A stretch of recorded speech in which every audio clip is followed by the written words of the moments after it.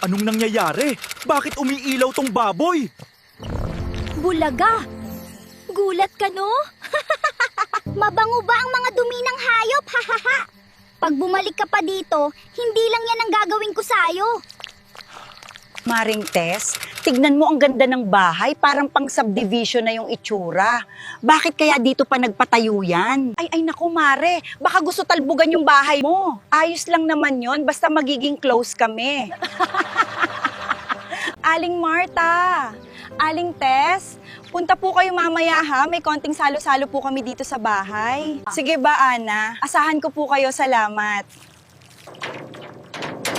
Mare, bakit ganito? Hindi ko rin alam. Sila pa rin pala ang may-ari nitong lupa, tapos may maganda bahay pa. Ay, di ba nakulong si Emmanuel kasi nagnakaw daw? Aba, oo nga no. Baka malaking halaga yung nakuha nila.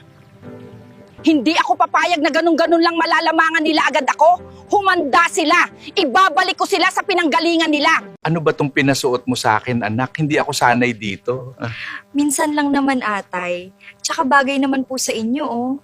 Teka lang anak ha, andyan na yung mga bisita natin. Maraming salamat po sir sa pag-imbita sa amin para sa house blessing niyo po. Maraming salamat din engineer sa pagpunta. Siya nga pala, engineer.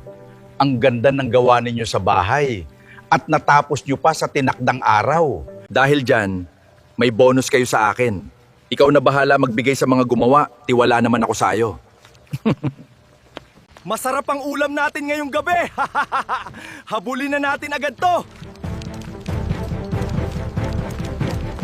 Pagod na ako kakatakbo. Ang dami gustong humabol sa akin. Takot na ako lumabas. Hanggang kailan ako magiging ganito? Parusa ba sa akin to dahil hindi ako naging mabuting tao? Sana mapapatawad nila ako sa mga nagawa kong kasalanan. Pinapangako ko magbabago na ako ng ugali.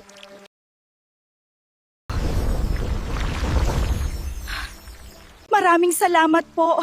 At naibalik na ako sa dati. Kailangan ko napuntahan sila Ana at Emmanuel. Wow, ang daming masasarap na pagkain. Tapos ang bango pa. Nagugutom na naman tuloy ako. Kaso parang tumataba na ako. Paano na ang diet ko? Ay, bahala na. Tawagin ko nga si Ana para bigyan ako. Mare, tignan mo ang sasarap ng mga pagkain nila at ang dami pang pagpipilian. Masarap ba? Eto, papasarapin pa natin lalo. Ewan ko lang kung hindi sila masira dito sa lugar natin. Teka lang, Mare, kukuha muna ako bago mo lagyan. Ikaw pala, Eve. Ano yun? May gusto ka bang sabihin sa akin? Naaamoy mo ba yung mga pagkain sa labas? Gusto mo ba yun, Eve? Oo, Ana. Gusto ko lahat ng nandun sa labas. Nagsawa na ako sa treats. Tara na, please. Oh, sige na nga. Tara na. Bigyan na kita.